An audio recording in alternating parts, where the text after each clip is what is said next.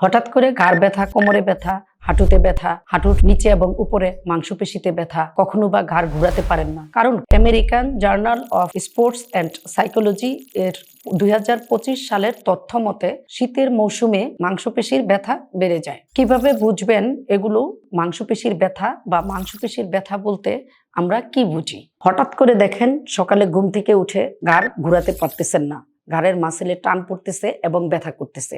ব্যথাটা ঠিক এখানে হতে পারে, এই মাসেলে টান পড়তে পারে। হঠাৎ করে আপনি সামনে ঝুঁকে সোজা হইতে নিছেন, কোমরের মাসেলে টান পড়তে পারে, বা ভারী একটা কিছু উঠাইতে গেছেন আপনি, তখন আপনার কোমরে ব্যথা পেতে পারেন, বা কট করে একটা শব্দ হইতে পারে, তখন আপনার কোমরে মাসেলে টান পড়তে পারে এবং মাংসপেশিতে ব্যথা হইতে পারে।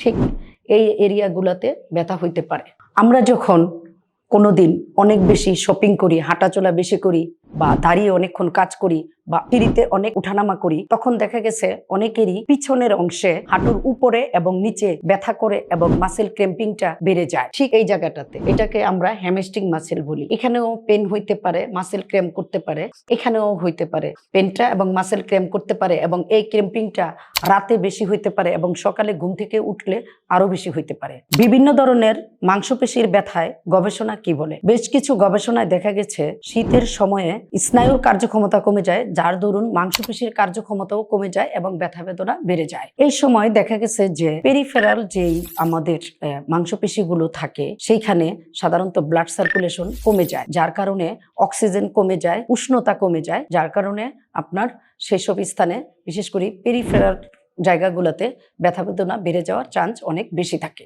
শীতে আমরা অনেকেই ফিজিক্যাল অ্যাক্টিভিটি কমিয়ে দেই, যার কারণে আমাদের মাংসপেশিতে মেটাবলিক বর্জ্য জমা হতে থাকে এবং ব্যথা বেদনা বেড়ে যাওয়ার চান্স অনেকটাই বেড়ে যায়।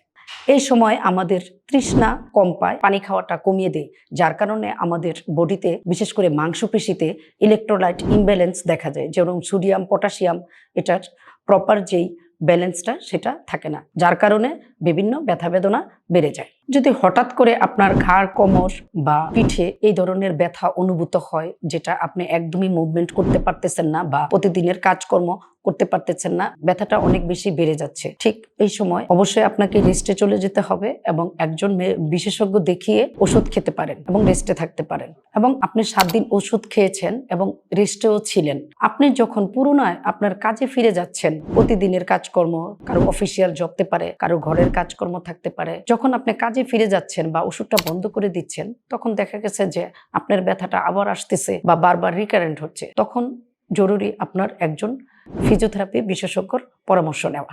একজন ফিজিওথেরাপি বিশেষজ্ঞ কোন মাসেলে ইনজুরি হয়েছে এবং সেই ইনজুরির পরিমাণ কতটুকু, মাসেলের কার্যক্ষমতা কতটুকু ইনজুর্ড হয়েছে, বা মাসেলের ইফিকেসি কতটুকু কমে গেছে, মাসেলটা কতটুকু টাইট আছে, সেইভাবেই প্রেসক্রাইব করে আপনাকে একটা এক্সারসাইজ থেরাপি বা কারেকশন থেরাপি প্রেসক্রাইব করলে, তার প্রেসক্রাইব অনুসারে যদি আপনি 8 থেকে 10 দিন ফিজিওথেরাপি ট্রিটমেন্ট নিতে পারেন, আশা করি সুস্থ থাকবেন এবং পরবর্তীতে এই ব্যথা হওয়ার সম্ভাবনা অনেকটাই কমে যাবে।